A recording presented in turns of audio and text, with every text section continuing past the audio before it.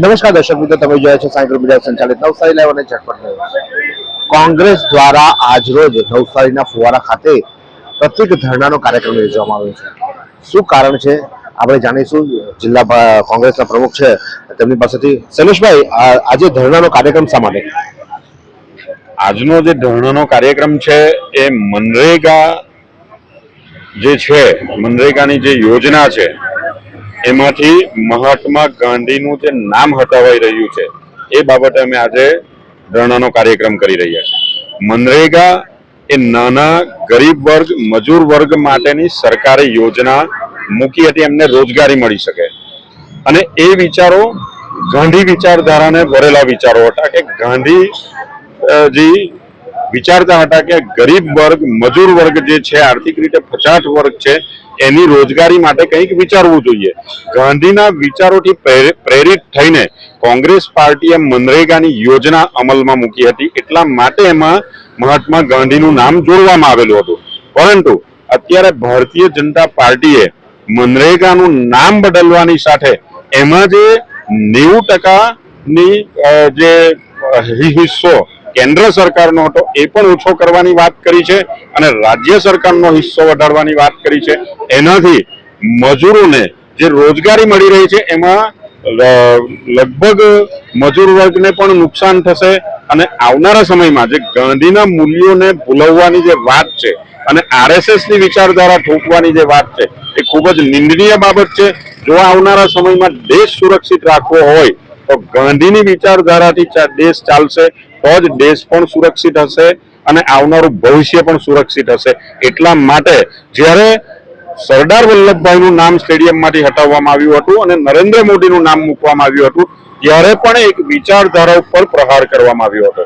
આ બીજો એવો મોટો પ્રહાર છે જે મહાત્મા ગાંધીના વિચારોથી ચાલતો આપણો દેશ છે, લોકશાહીની ઢબે ચાલતો દેશ છે, ત્યારે આ સરમુખત્યારશાહીની જે સરકાર છે, સરમુખત્યારશાહીની જે વિચારધારા છે, એનાથી દેશ ચલાવવાની જે વાત છે, આરએસએસના વિચારોથી દેશ ચલાવવાની જે વાત છે, એના ઉપર જે પ્રહાર થઈ રહ્યા છે, એના માટે અમે આજે ધરણા પ્રદર્શન કર્યું છે।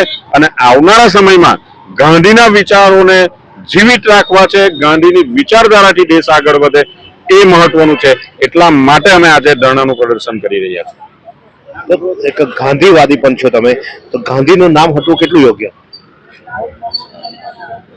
રાષ્ટ્રપિતા મહાત્મા ગાંધી અને સરદાર પટેલના પુનિત પગલાથી પાવન થયેલી આ નવસારીની ધરતી, એમાં જ્યારે મહાત્મા ગાંધી માટે ફરી પાછા અહીંયા અપવાસના કાર્યક્રમો થવા પડે એ ખૂબ આશ્ચર્યજનક, અને હાલની સરકાર સામે હું માનું ત્યાં સુધીમાં મહાત્મા ગાંધીનું જે નામ છે એ રાષ્ટ્રીય રોજગાર યોજના, એ યોજનાને જ્યારે આરએસએસની વિચારધારાવાળા માણસો એના નામમાંથી દૂર કરવાનો પ્રયત્ન કરી રહ્યા છે, તે વખતે સમગ્ર હિન્દુસ્તાન અને ગુજરાતની આ ધરતી ઉપર જે સામાન્ય અને ગરીબ વર્ગને રોજીરોટી મળતી હતી એમાંથી એને દૂર કરવાનો જે પ્રયત્ન થઈ રહ્યો છે, ત્યારે મને એમ થયા કરે કે નવસારી શહેરમાં પણ રાજીવ ગાંધી મધુર જળ યોજના હતી, તેને બદલે નવસારી શહેર નગર યોજના કરવામાં આવી, એટલે નામ બદલનારા અને રાષ્ટ્રીય આગેવાનોના નામો દૂર કરીને એમનો પોતાનો આરએસએસનો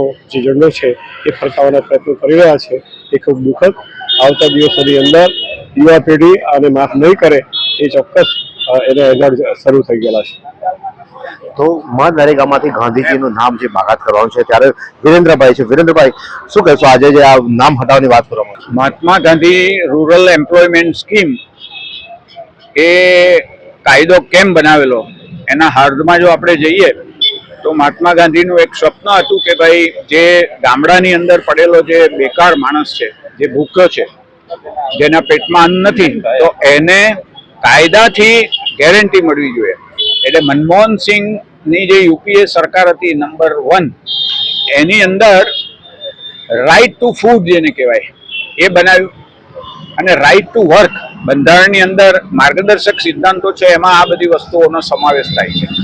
તો રાઇટ ટુ વર્ક નો સમાવેશ કાયદામાં થાય એટલા માટે Mahatma Gandhi rural employment scheme બનાવવામાં આવેલી યોજના, અને એને કાયદો બનાવી દીધો, અને એની અંદર 100 દિવસ માટે ગામડામાં જે ડિમાન્ડ કરે એટલે ધોઝ હુ ડિમાન્ડ ઇટ, આ યોજનાની એનો જે હાર્દ જે છે એને આખો બદલી કાઢવામાં આવ્યો.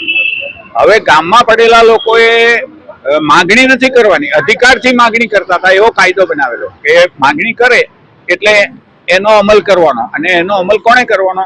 ગ્રામ પંચાયત કક્ષાએ કરવાનો.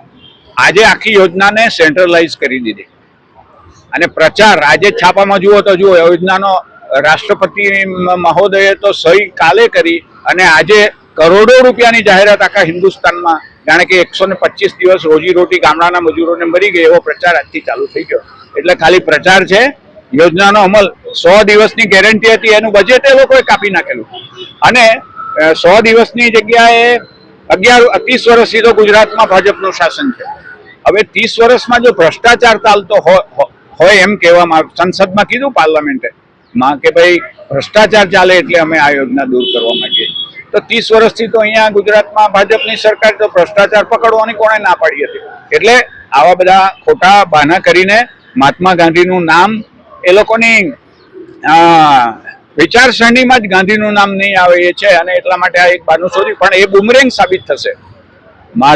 જો નહેરુથી પાર્લામેન્ટની અંદર આપણે જોઈએ તો 50, 60, 70 વર્ષ પહેલા જે પ્રાઇમ મિનિસ્ટર હતા એને અત્યારે યાદ કરવાની શું જરૂર?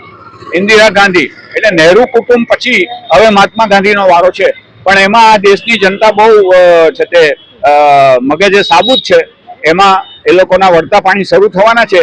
અને બીજું કે કાયદાની અંદર કેન્દ્રીકરણ કરીને હવે એ લોકોને જે જોઈતા હોય એ કામ એ લોકો રાજ્ય સરકારમાં આપશે, અને રાજ્ય સરકાર પંચાયત, એટલે પંચાયતની સત્તા ગાયબ થઈ ગઈ. આજથી જ બેકારી શરૂ થઈ ગઈ ગામડાની અંદર. બજેટની અંદર પહેલા એવી જોગવાઈ હતી કે 90% પૈસા કેન્દ્ર સરકારના અને 10% પૈસા એ રાજ્ય સરકારના. હવે એની જગ્યાએ 60-40 નો રેશિયો કરી દીધો. એટલે મધ્યમ વર્ગના લોકો એમ વિચારે કે આ તો બહુ સારું થઈ ગયું, પણ એવું નથી.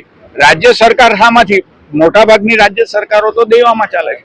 તો આને માટેનું 40% બજેટ જે કરવાનું એ કેવી રીતે? એ કરવેરા નાખવાના, અને કરવેરા કોના પર આવવાના? મધ્યમ વર્ગના ઉપર આવવાના. બીજું કે 2 મહિના એટલે 60 દિવસ જ્યારે એમ કે રોપણી બુવાઈ વગેરે હોય ત્યારે એ કામ આપવાનું નહીં. હવે 125 દાડા મજૂરી કેવી રીતે આપવાના? તે મોટામાં મોટો પ્રશ્ન. એટલે આ યોજનાનું અચ્યુતમ કેશવમ બોલાવી દીધું, અને જી રામજીની નામ તો કઈ જુદું જ છે પાછું. એટલે ભગવાનના નામે માત્ર મુખ મેં રામ બગલ મેં છુરી, ગાંધીજીના એમાં પર છુરી મારી અને રામ આવે, ભગવાન આવે. ભગવાન તો બધાના જ ને ભાઈ, આપણે બધા જ હિન્દુ છે, આપણે બી માનીએ રામની અંદર, કોણ નથી માનતું? એટલે ધર્મને નામે મહાત્મા ગાંધી મરેલા ત્યારે હે રામ શબ્દ બોલેલા. તો હે રામને ઉલટાવવાનું કામ આ ભારતીય જનતા પાર્ટી કરી રહી છે. અને MNREGA it should be restored as it was.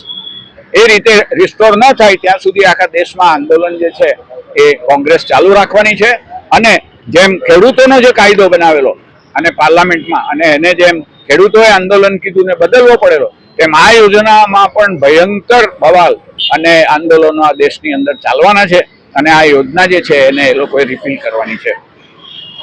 તો આજે કોંગ્રેસના તમામ લોકો નેતાઓ સાથે વાતચીત કરીને તેઓનું કહેવું છે કે જે મનરેગા યોજના છે એ મહાત્મા ગાંધીનું નામ હટાવવામાં આવ્યું છે, અને જે રીતે યોજનાને અલગ રીતે રજૂ કરવામાં આવી છે, જ્યારે તેનો વિરોધ કોંગ્રેસ કર્યો છે અને સમગ્ર રાજ્યમાં સતત વિરોધ થતો રહેશે તે પણ તેઓ જણાવ્યા છે.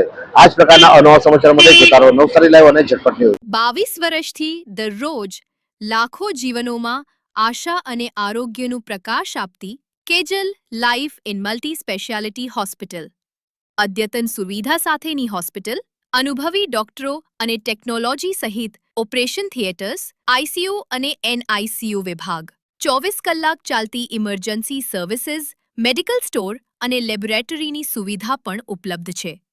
હોસ્પિટલ સેવાઓ જેમ કે ઓર્થોપેડિક વિભાગ, મગજ અને સ્પાઇન વિભાગ, યુરોલોજી અને હૃદય રોગ વિભાગ, જનરલ સર્જરી વિભાગ